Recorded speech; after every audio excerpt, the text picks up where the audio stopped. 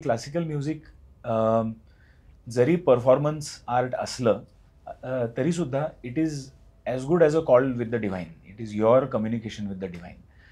तर रियाज करताना असे काही अनुभव आहेत का की जिथे एखादा राग तुम्ही गात होतात, एखाद्या रागाचा रियाज चालला होता आणि you lost track of time? रियाज करताना पेक्षा सुद्धा मला म्हणजे पहिली याची सुरुवात खरं तर होते की आपण जेव्हा दिग्गजांची गाणी किंवा इन्स्ट्रुमेंट्स वाजवणं ऐकत असतो. म्हणजे आता मगाशी म्हटल्याप्रमाणे लहानपणापासूनच बालगंधर्व आणि भीमसेनजी हे दोन्ही माझे आयडॉल आहेत. त्यांचं गाणं ऐकताना आणि सगळेच दिग्गज कलाकारांचं, म्हणजे हे दोघंच जण असं नाही, पण ते गाणं ऐकताना आपल्याला सुरुवातीला हे जाणवतं की एखादा सूर असा लागून जातो, एखाद्या तारसप्तकातला सा असा लागून जातो एखाद्या रागामध्ये, की त्यावेळी आपणच विसरतो सगळं.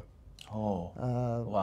आणि एक तो मी मगाशी जो स्वरसिद्धीचा उल्लेख केला, तर त्यातला ती एक दैवी अनुभूती आल्यासारखं वाटतं की हे काहीतरी वेगळं आहे.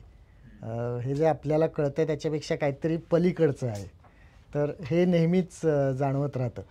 आणि कधी कधी असं होतं की आपण गात असतो, रियाजाच्या वेळी होऊ शकतं किंवा मैफलीत गाताना होऊ शकतं की एखादा आपलं काहीतरी एखादी जागा व्हरायटी अशी येऊन जाते की जी आपण खूप पूर्वी मे बी ऐकलेली असेल पण ती त्यावेळी सुचते, किंवा एखादा सूर आपल्याला चांगला वाटतो ऐकायला लागलेला. तर असं झालं तर ती खूप चांगली गोष्ट आहे कलाकारासाठी.